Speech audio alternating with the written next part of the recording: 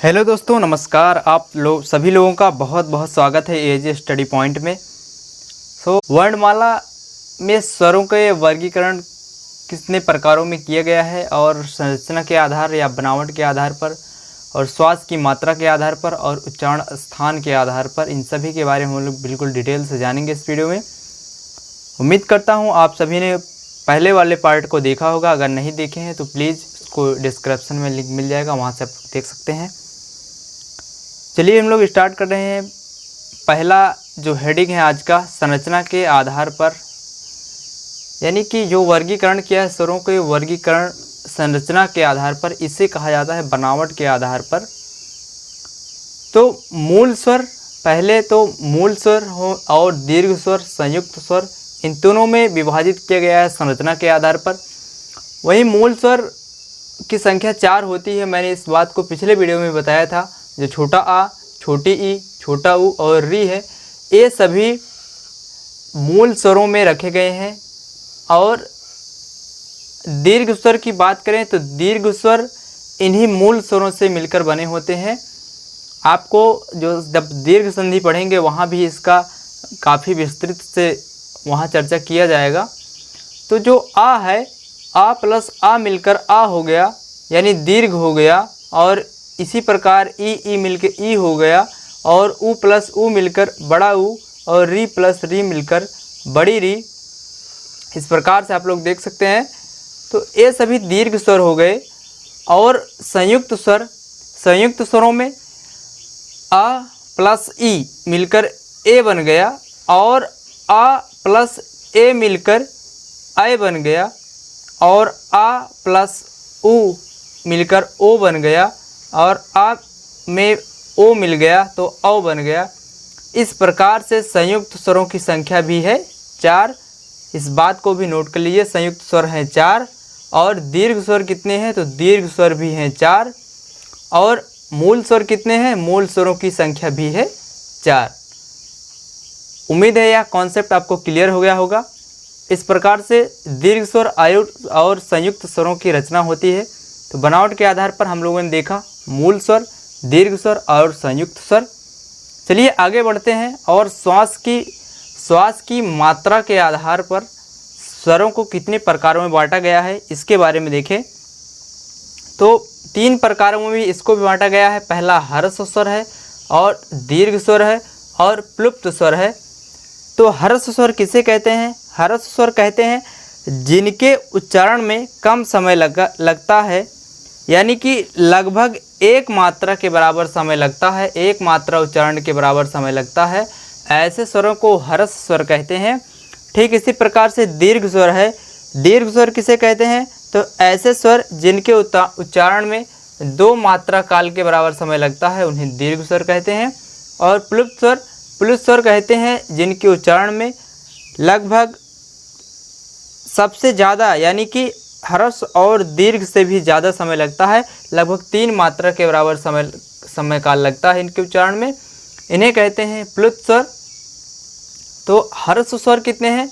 तो ह्रस्व स्वर में आ, ई, उ, री, ये सभी जो हैं ह्रस्व स्वर हैं। ह्रस्व स्वरों की संख्या कितनी है? ह्रस्व स्वरों की संख्या हो गई 4। अगला है दीर्घ स्वर। दीर्घ स्वर आ,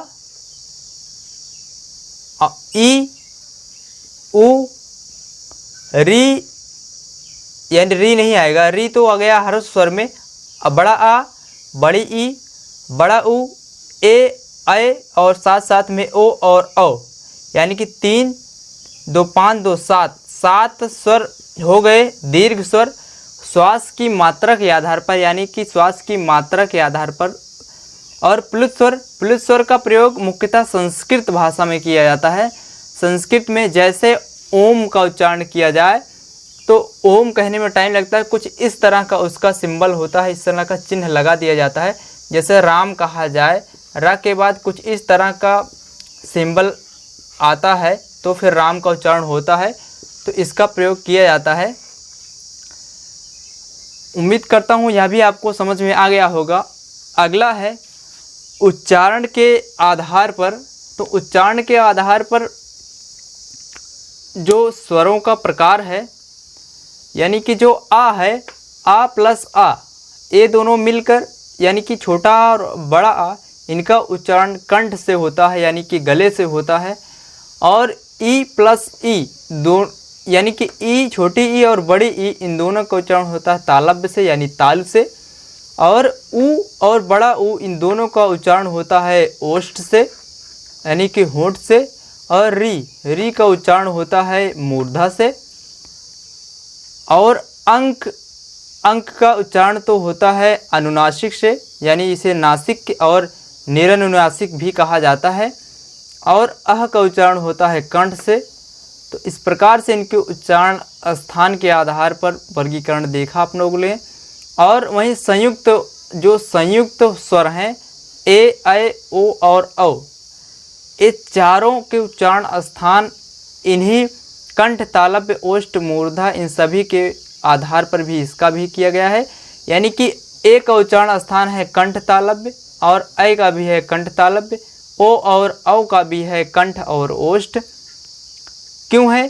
क्योंकि ए का जो संयुक्त वर्ण है आ प्लस ई, आ का है उच्चारण स्थान कंठ और ई से भी मिलकर बना है, ई का है तालव्य। इस कारण से ए और ऐ का जो उच्चारण स्थान हो गया वह कंठ और तालव्य दोनों है। और ओ जो है, ओ का जो संयुक्त वर्ण का बनावट है वह आ प्लस ऊ से मिलकर बना है, आ प्लस ऊ। तो आ का उच्चारण है कंठ और ऊ का उच्चारण स्थान जो है ओष्ठ है, अभी मैंने बताया। तो इसका हो जाएगा कंठ और ओष्ठ, मैंने वहाँ लिखा भी है कंठ और ओष्ठ। इसी प्रकार से औ का भी है, आ प्लस ओ से मिलकर बना है। तो ओ का उच्चारण जो आ है यानी कि आ प्लस ऊ, बड़ा आ और ऊ से मिलकर बना है, तो कंठ और ऊ का उच्चारण स्थान है ओष्ठ। तो दोनों के द्वारा मिलकर हो जाएगा कंठ ओष्ठ, इसका ओ और ओ का उच्चारण हो जाएगा। इस प्रकार से उच्चारण स्थान के आधार पर भी आपको समझ में आया होगा। और साथ ही कुछ और वर्गीकरण भी हैं इनके, उनके बारे में हम लोग नेक्स्ट वीडियो में पढ़ेंगे। और जैसे कि जीभ के प्रयोग के आधार पर अग्रस्वर, मध्य स्वर और पश्च स्वर, और मुख खुलने के आधार पर अर्धवृत्त, अर्धसंवृत्त और संवृत्त, इस प्रकार से। और श्वास के यानी कि श्वास के आधार पर भी हम लोग पढ़ेंगे।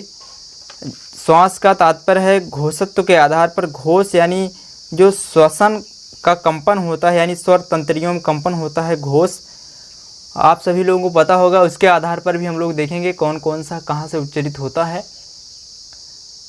तो मिलते हैं नेक्स्ट वीडियो में नए टॉपिक के साथ। और इस वीडियो को लाइक करें और मित्रों के साथ भी शेयर करें। और अगर आप चैनल पे नए हो तो चैनल को सब्सक्राइब भी कर लें। Thanks for watching. जय हिंद।